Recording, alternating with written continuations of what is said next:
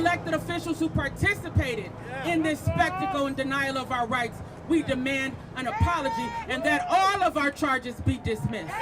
These protesters gathered outside the governor's residence represent only a handful of the more than 600 protesters arrested and cited Wednesday night after marching onto I-94. Their purpose? A demonstration to demand democracy and to demand a people's agenda, no matter who wins the election. And during their demonstration that took them onto I-94, they were met with an order from state troopers.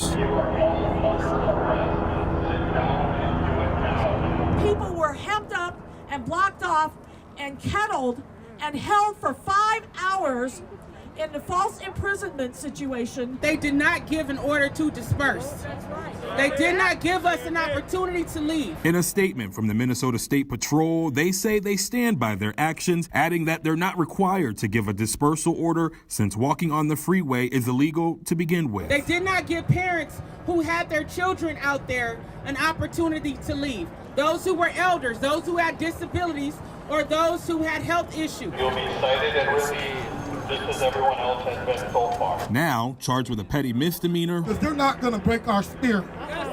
Protesters say this will not stop them from their pursuit of justice for all. This didn't stop anything. Next time we will come out with even more people. In St. Paul, Devon Roming, KARE 11 News.